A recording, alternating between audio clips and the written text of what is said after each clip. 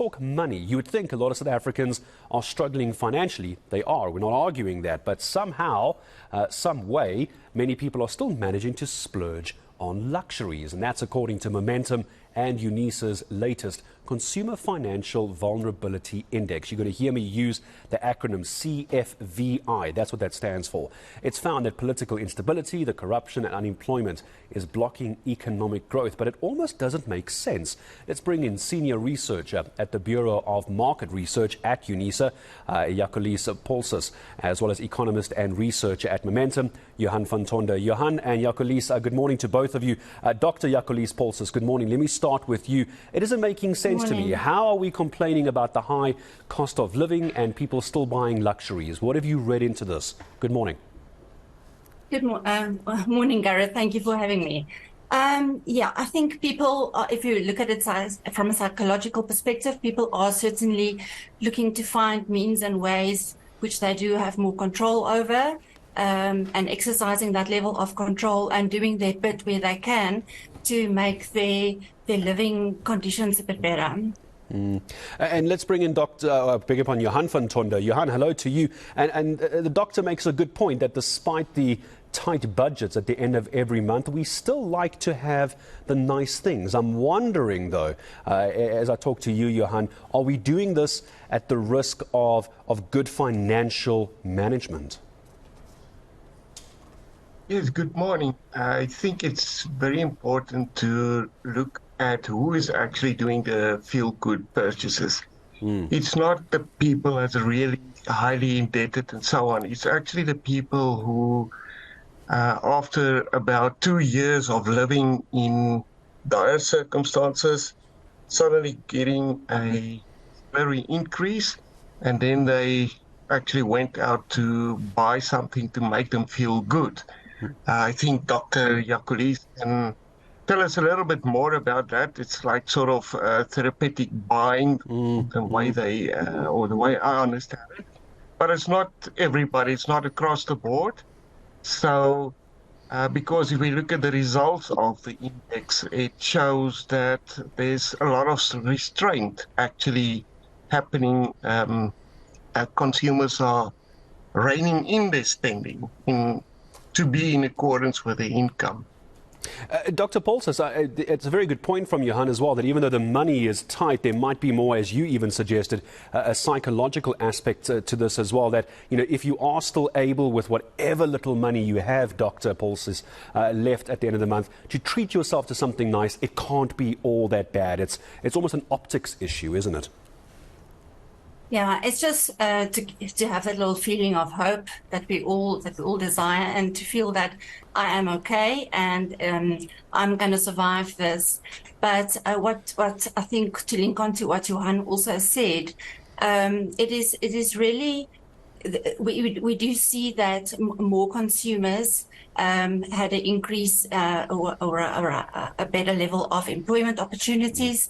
And that, of course, brings a high level of income as well into the household that gives them the means to do that. So, yes, it is not everybody that's able to do that. It's the people that can, given that they earned a little bit more income, given that they were employed or had a promotion. And Johann, and despite perhaps having a promotion, these are, I imagine, a small number of people that can now have a little bit of leeway come the end of the month, Johann. But if I'm taking a look at four of the major subcomponents, if you'll allow me, Johann, for a moment, one is the income, the other is the expenditure. Then we start getting to the nitty-gritty, the savings and the debt servicing. There's an awful amount of money going to debt servicing, an awful amount of money going to expenditure, but not so much going to savings. This feeling of euphoria, this buying to make yourself feel better, it's not sustainable, is it?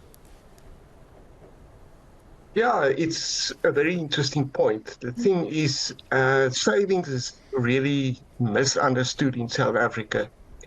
So the savings that we hear about, that's the numbers published by the Reserve Bank and so on, it's actually the discretionary savings. It's the money that's left after you've paid all your bills and after you made all your contributions to retirement funds and to annuities. and after you made all your normal shopping.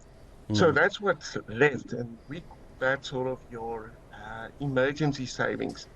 So if we look at total savings in the country, we actually save a lot of money, and here I then include contributions to annuities and pension funds and so forth. I include that as part of saving.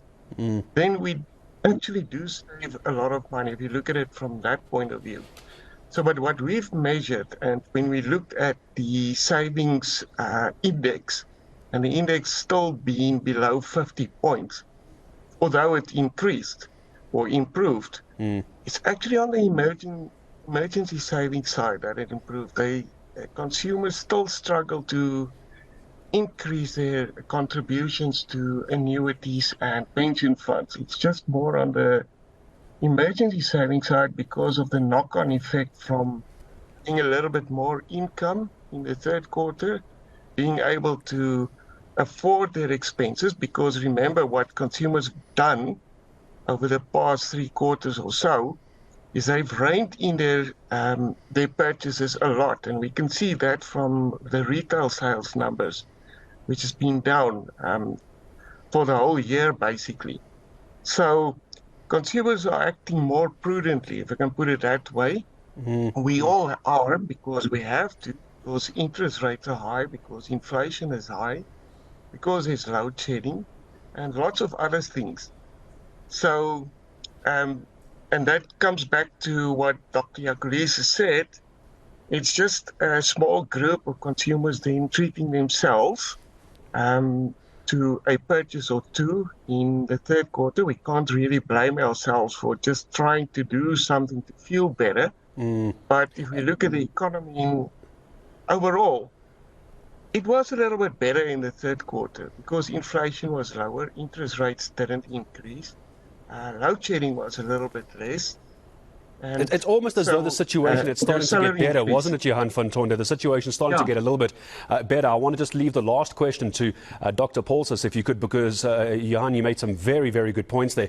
Dr. Poalses, let me ask you this, because this is exactly the problem, because those who are going to be very pro-saving, exactly to what Johann is saying, Doctor, that a little bit of money, you've bought yourself something nice, a feel-good purchase, I think is what we're calling it this morning.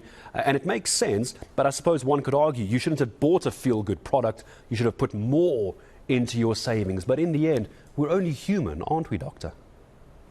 Yes, we're only human. That is where the basic concept of financial literacy actually comes in, and financial education, and understanding actually what the implications of my financial behavior is. And not many people, we have seen in other research that we conduct as well, not many people, actually very few people are financially literate. So it's how do I make my money work for me? How do I stretch my cent? And people have that need just to feel all right, but I'm working my hardest and I'm doing my utmost best. I just need to feel a little bit good about my situation as well.